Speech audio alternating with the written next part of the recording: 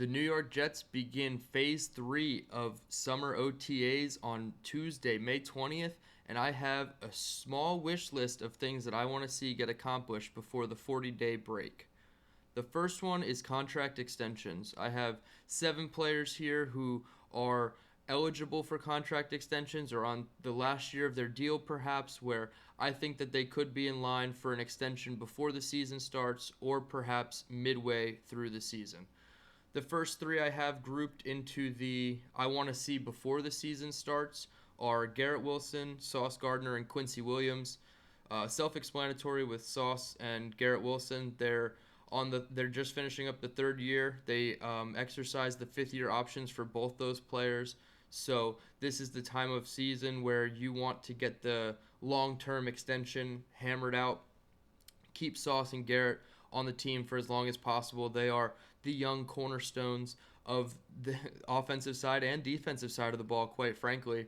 They're the top guy that you think of whenever you think of the Jets offense. It's Garrett Wilson and the amazing catches that he makes. And then on defense, it's usually Sauce Gardner, sometimes Quinn Williams, but it's usually Sauce Gardner. He's more of the limelight type of player. He's just very flashy, but also very, very good as well with the 2 All-Pros already under his belt. So self-explanatory, those 2 need to be Jets long-term, well into their 30s. Hopefully they are forever Jets. Quincy Williams, maybe it's a little bit tougher because they've given the extension to Jamie Sherwood already, but I think Quincy Williams, has proven plenty enough as to why he deserves more money from the Jets. The contract that he was given was, I believe, 3 years, $21 million, and at the time we said maybe that's just to keep him and his brother happy, as Quinnen was working on his deal as well. But Quincy quickly outplayed that contract, and we were very lucky to get him at the price that we had him on. So I would put him in the bucket of let's get done before you come back in August for preseason. And then the other 4 players I have, AVT on the last year of his deal. He's playing on the 5th-year option, a fully guaranteed contract right now. Breece Hall, who's on the final year of his deal. John Simpson, the other guard opposite AVT, he's on the last year of his deal.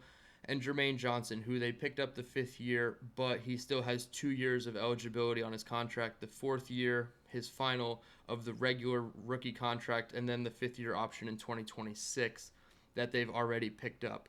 I don't necessarily think these 4 will get done before August. I'm most skeptical about Breece and John Simpson getting actual new contract from the Jets. I could see Breece Hall getting maybe the franchise tag route for a year, maybe even 2, depending on how productive he is for the offense this year. John Simpson, I'm not quite sure. He's getting a little bit up there in age. He's the oldest of the offensive linemen, still under 30. But do they want to give him a 2-3 year deal where he's into his 31, 32 season on the back end of that deal where it might not be worth the money that they've given him? AVT, I think, could be worth it. I mean, his versatility has proven to be his strongest asset. Obviously, durability has proven to be one of his least good attributes.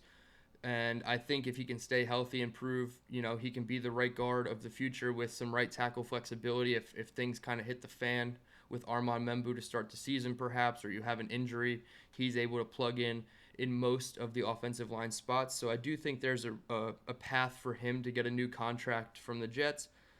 And then Jermaine Johnson, I think, is the most likely to get it just because he kind of encapsulates everything it takes to be a New York Jet. He just works hard every day. He shows up to work, puts his head down and grinds. He's, battling back from the Achilles tear, which is awful, but he did suffer that injury in week 2. So if there is a silver lining, so to speak, it happened in the beginning of last season, which gives him the full regular season, postseason, and full offseason to recover. So he might not be 100% come August, but he'll definitely be at a play strength high enough to put him on the field immediately, and he can make an impact. So contract extensions is the first thing I'm looking for and hoping for. The second thing I'm hoping for, and this is more of just an update at some of the position battles, but do we get an update of the emergence of a wide receiver 2? Right now it's obviously Josh Reynolds, Alan Lazard, Malachi Corley, Arian Smith kind of lobbying for that wide receiver 2 position. So I want to see if there's any movement in that race for wide receiver 2 opposite Garrett Wilson. My money right now would be on Josh Reynolds. He was part of my underrated Jets video, which I'll post at the end of this clip. And I do think that the familiarity with the coaching staff and front office in his past stops in the NFL will help him be the wide receiver 2 on the depth chart come training camp. So the emergence of wide receiver 2 is the next thing I'm looking for. And then the final thing is not so much an emergence of cornerback 2, but how are they going to handle the secondary Tetris? Our guys, Connor and Joe over at Badlands, they always talk about the offensive line Tetris in a negative light. Like, how are you going to, manipulate the offensive line this week to cover up your weak spots? I feel like that was always the narrative with the offensive line, is covering up injuries, shuffling the deck, kind of just moving the seats on the Titanic. But with the secondary Tetris, we can call this, I think it's a good thing. Is Brandon Stephens going to be your cornerback 2, or is A.Z. Thomas going to play so well that Brandon Stephens might have to move back to safety?